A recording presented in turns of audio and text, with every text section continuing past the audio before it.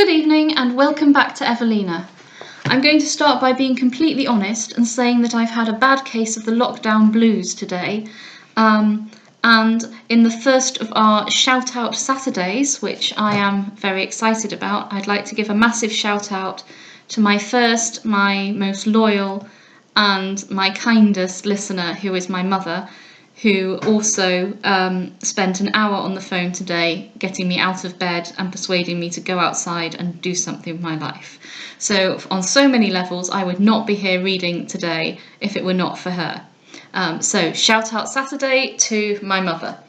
I am here because I am really excited to read the next section, because we introduce my favourite character in the entire novel today, and that is absolutely great, and I can't wait to share that character with you. See if you can work out who they are. Anyway, we're getting into the part of the novel that I actually like the best. So anyway, enjoy this next segment of Evelina. Letter the 61st. Evelina in continuation. Bristol Hotwells, 28th August. You will be again surprised, my dear Maria, at seeing whence I date my letter. But I have been very ill, and Mr. Villiers was so much alarmed that he not only insisted upon my accompanying Mrs. Selwyn hither, but earnestly desired that she would hasten her intended journey. We travelled very slowly, and I did not find myself so much fatigued as I expected. We are situated upon a most delightful spot. The prospect is beautiful, the air pure, and the weather very favourable to invalids. I am already better, and I doubt not but I shall soon be well in regard to mere health as I wish to be. I cannot express the reluctance with which I parted from my revered Mr. Villiers. It was not like that parting which last April preceded my journey to Howard Grove, when all expectation and hope, though I wept, I rejoiced, and though I sincerely grieved to leave him, I yet wished to be gone. The sorrow I now felt was unmixed with any livelier sensation. Expectation was vanished, and hope I had none. All that I held most dear upon earth I quitted, and that upon an errand to the success of which I was totally indifferent, the re-establishment of my health. Had it been to see my sweet Maria or her dear mother, I should not have repined. Mrs. Selwyn is very kind and attentive to me. She is extremely clever. Her understanding, indeed, may be called masculine, but unfortunately her manners deserve the same epithet, for in studying to acquire the knowledge of the other sex, she has lost all the softness of her own. In regard to myself, however, as I have neither courage nor inclination to argue with her, I have never been personally hurt at her want of gentleness, a virtue which nevertheless seems so essential a part of the female character, that I find myself more awkward and less at ease with a woman who wants it than I do with a man. She is not a favourite with Mr. Villiers, who has often been disgusted at her unmerciful propensity to satire, but his anxiety that I should try the effect of the Bristol waters overcame his dislike of committing me to her care. Mrs. Clinton is also here, so that I shall be as well attended as his utmost partiality could desire. I will continue to write to you, my dear Miss Mervyn, with as much constancy as if I had no other correspondent, though during my absence from Berry Hill, my letters may perhaps be shortened on account of the minuteness of the journal which I must write to my beloved Mr. Villiers. But you, who know his expectations and how many ties bind me to fulfil them, will, I am sure, rather excuse any omission to yourself than any negligence to him. Letter the 62nd. Evelina to the Reverend Mr. Villiers. Here we go again. Bristol Hotwells, 12th September. The first fortnight that I passed here was so quiet, so serene, that it gave me reason to expect a settled calm during my stay. But if I may now judge of the time to come by the present state of my mind, the calm will be succeeded by a storm of which I dread the violence. This morning, in my way to the pump room with Mrs. Selwyn, we were both very much incommoded by 3 gentlemen who were sauntering by the side of the Avon, laughing and talking very loud, and lounging so disagreeably that we knew not how to pass them. They all 3 fixed their eyes very boldly upon me, alternating looking under my hat and whispering one another.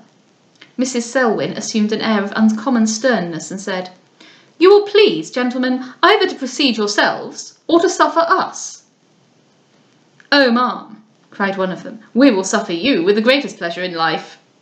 "You will suffer us both," answered she, or I am much mistaken.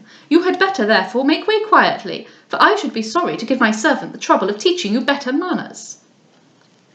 Her commanding air struck them, yet they all chose to laugh, and one of them wished the fellow would begin his lesson, that he might have the pleasure of rolling him into the Avon, while another, advancing to me with a freedom which made me start, said, "By my soul, I did not know you, but I am sure I cannot be mistaken. Had not I the pleasure of seeing you once at the Pantheon?" I then recollected the nobleman who at that place had so much embarrassed me. I curtsied without speaking. They all bowed, and making, though in a very easy manner, an apology to Mrs. Selwyn, they suffered us to pass on, but chose to accompany us. "And where," continued this lord, "can you so long have hid yourself? Do you know I have been in search of you this age? I could neither find you out nor hear of you. Not a creature could inform me what was become of you. I cannot imagine where you could be immured. I was at 2 or 3 public places every night in hopes of meeting you. Pray, did you leave town?" "Yes, my lord." "So early in the season? What could possibly induce you to go before the birthday?" "I had nothing, my lord, to do with the birthday." "By my soul, all the women who had may rejoice you away. Have you been here any time?" "Not above a fortnight, my lord." "A fortnight! How unlucky that I did not meet you sooner. But I have had a run of ill luck ever since I came. How long shall you stay?" "Indeed, my lord, I don't know." 6 weeks, I hope, for I shall wish the place at the devil when you go."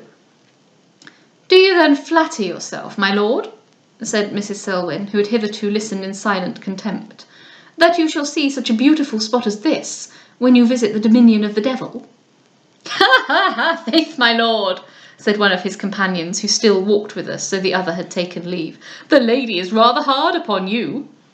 "Not at all," answered Mrs. Selwyn, "for as I cannot doubt but his lordship's rank and interest will secure him a place there, it would be reflecting on his understanding to suppose he should not wish to enlarge and beautify his dwelling."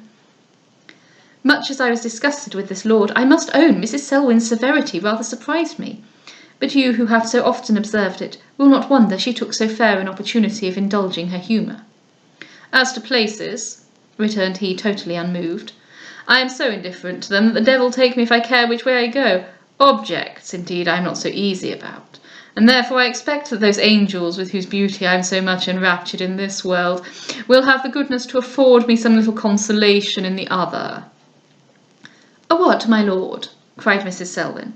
"Would you wish to degrade the habitation of your friend by admitting into it the insipid company of the upper regions?" "What do you do with yourself this evening?" said his lordship, turning to me. "I shall be at home, my lord." "Oh, apropos, where are you?" "Young ladies, my lord," said Mrs. Selwyn, "are nowhere." "Prithee," whispered his lordship, "is that queer woman your mother?" "Good heavens, sir, what words for such a question?" "No, my lord." "Your maiden aunt, then?" "No." "Whoever she is, I wish she would mind her own affairs. I don't know what the devil a woman lives for after 30. She is only in other folks' way. Shall you be at the assembly?" "I believe not, my lord."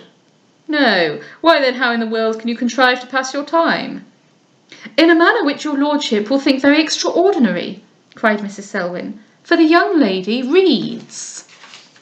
"Ha, ha, ha! Egad, my lord," cried the facetious companion, "you are got into bad hands." "You had better, madam," answered he, "attack Jack Coverley here, for you will make nothing of me." "Of you, my lord?" cried she. "Heaven forbid I should ever entertain so idle an expectation. I only talk like a silly woman for the sake of talking, but I have by no means so low an opinion of your lordship as to suppose you vulnerable to censure." "Do pray, ma'am," cried he, "turn to Jack Coverley. He's the very man for you. He'd be a wit himself if he was not too modest." "Prithee, my lord, be quiet," returned the other. "If the lady is contented to bestow all her favours upon you, why should you make such a point of my going snacks?" "Don't be apprehensive, gentlemen," said Mrs. Selwyn dryly. "I am not romantic. I have not the least design of doing good to either of you." "Have you not been ill since I saw you?" said his lordship, again addressing himself to me. "Yes, my lord." "I thought so. You are paler than you was, and I suppose that's the reason I did not recollect you sooner." "Has not your lordship too much gallantry," cried Mrs. Selwyn, "to discover a young lady's illness by her looks?" "The devil a word can I speak for that woman," said he in a low voice. "Do, prithee, Jack, take her in hand." "Excuse me, my lord," answered Mr. Coverley. When shall I see you again? Continued his lordship. Do you go to the pump room every morning? No, my lord. Do you ride out? No, my lord. Just then we arrived at the pump room, and an end was put to our conversation, if it is not an abuse of words to give such a term to a string of rude questions and free compliments.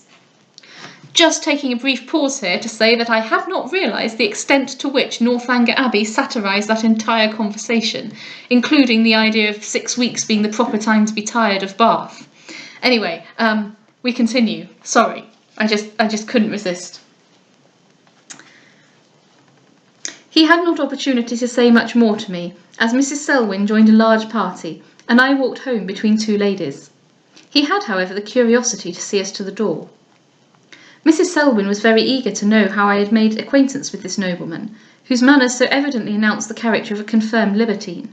I could give her very little satisfaction, as I was ignorant even of his name. But in the afternoon Mr. Ridgway, the apothecary, gave us very ample information.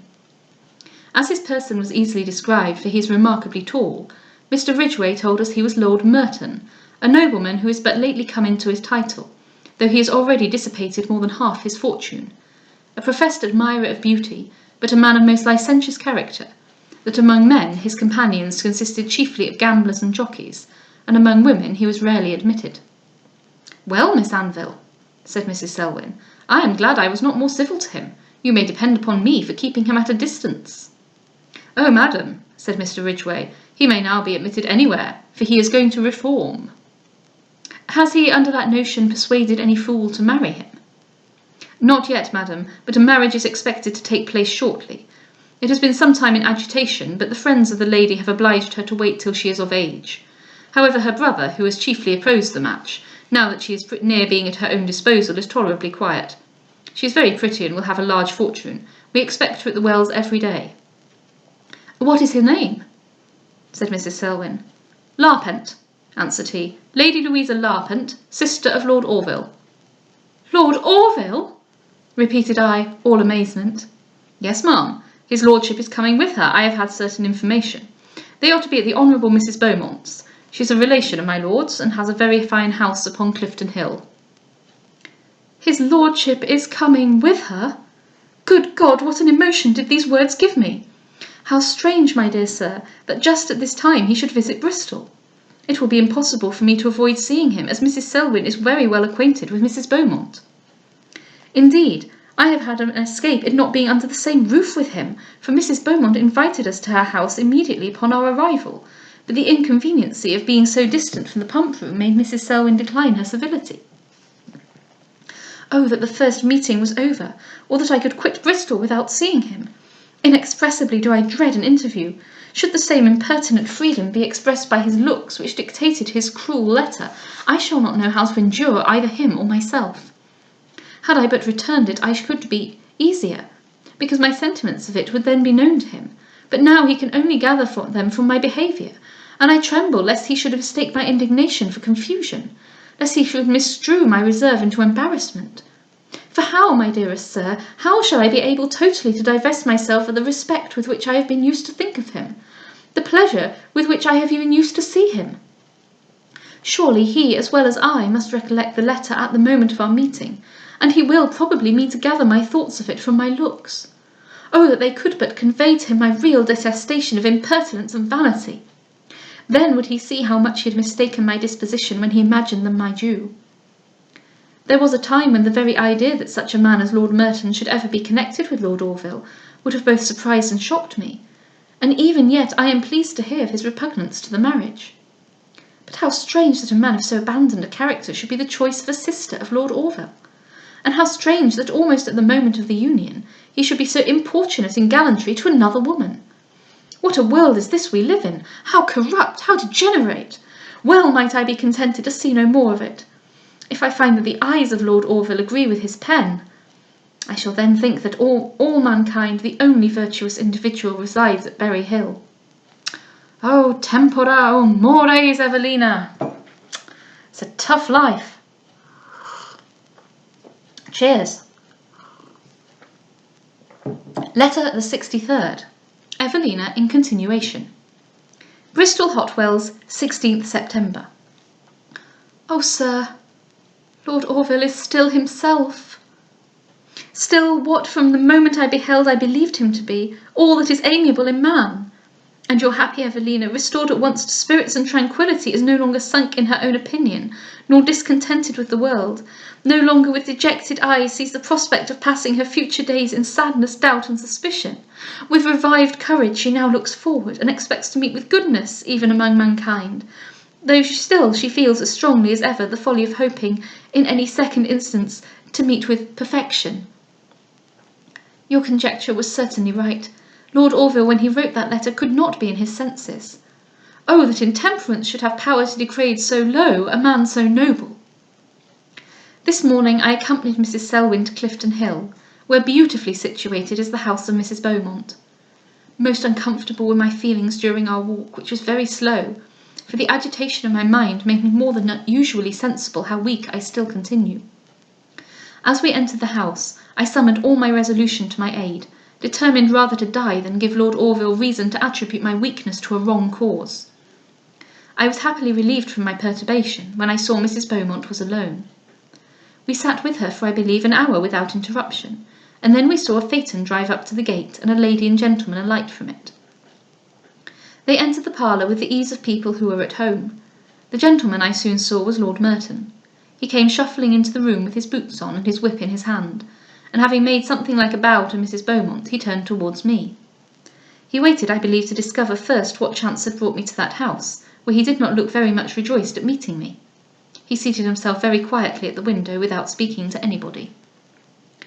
Meantime the lady, who seemed very young, hobbling rather than walking into the room, made a passing curtsy to Mrs. Beaumont, saying, "How are you, ma'am?"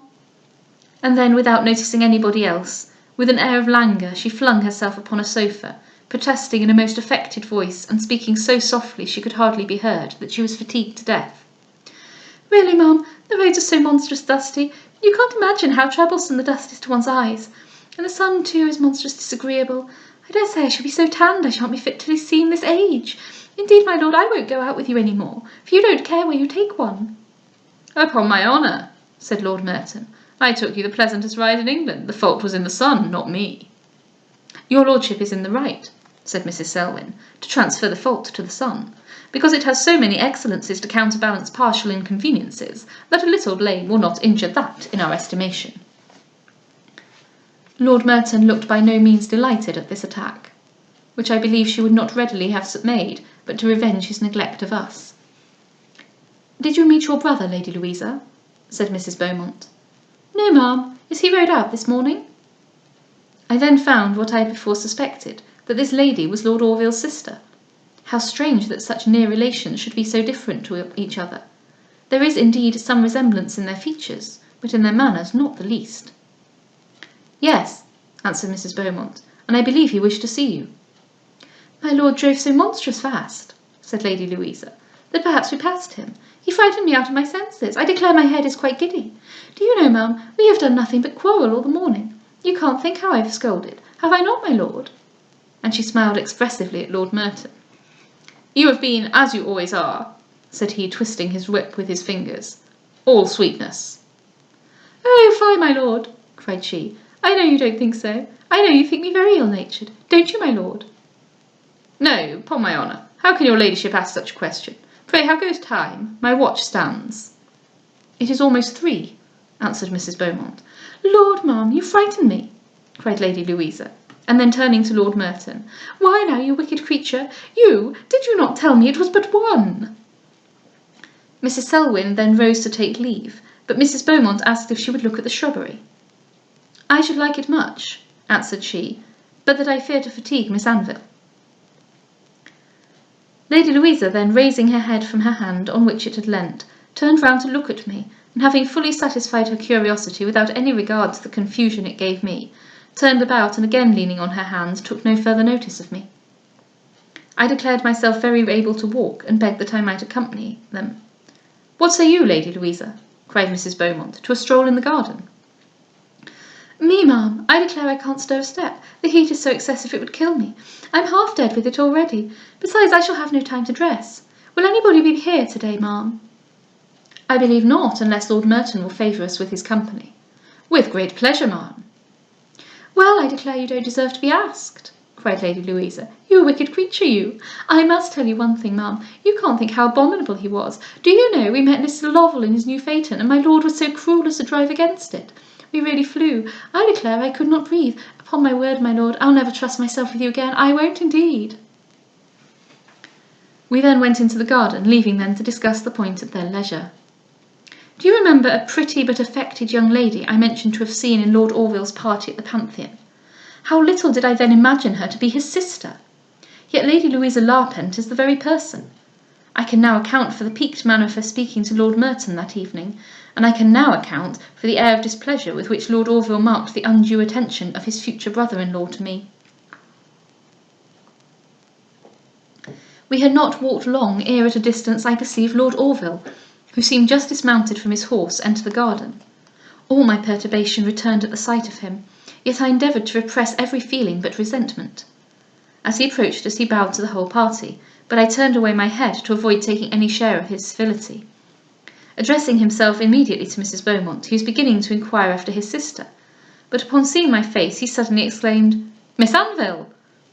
And then he advanced, and made his compliments to me, not with an air of vanity or impertinence, nor yet with a look of consciousness or shame, but with a countenance open, manly, and charming, with a smile that indicated pleasure, and eyes that sparkled with delight.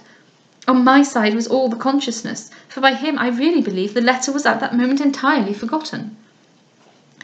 With what politeness did he address me! With what sweetness did he look at me! The very tone of his voice seemed flattering. He congratulated himself upon his good fortune in meeting with me, hoped I should spend some time in Bristol, and inquired, even with anxiety inquired, if my health was the cause of my journey, in which case his satisfaction would be converted into apprehension. Yet, struck as I was with his manner, and charmed to find him such as he was wont to be, imagine not, my dear sir, that I forgot the resentment I owe him, or the cause he has given me of displeasure. No, my behaviour was such as I hope, had you seen, you would not have disapproved. I was grave and distant. I scarce looked at him when he spoke, or answered him when he was silent. As he must certainly observe this alteration in my conduct, I think it could not fail making him both reflect and repent the provocation he had so causelessly given me, for surely he was not so wholly lost to reason as to be now ignorant he had ever offended me. The moment that, without absolute rudeness, I was able, I turned entirely from him, and asked Mrs. Selwyn if we should not be late home. How Lord Orville looked I know not, for I avoided meeting his eyes, but he did not speak another word as we proceeded to the garden gate. Indeed, I believe my abruptness surprised him, for he did not seem to expect I had so much spirit. And to own the truth, convinced as I was of the propriety, nay necessity, of showing my displeasure, I yet almost hated myself for receiving his politeness so ungraciously. When we were taking leave, my eyes accidentally meeting his, I could not but observe that his gravity equalled my own, for it had entirely taken place of the smiles and good humour with which he had met me. "I am afraid this young lady," said Mrs. Beaumont, "is too weak for another long walk till she is again rested." "If the ladies will trust to my driving," said Lord Orville, "and are not afraid of a phaeton, mine shall be ready in a moment."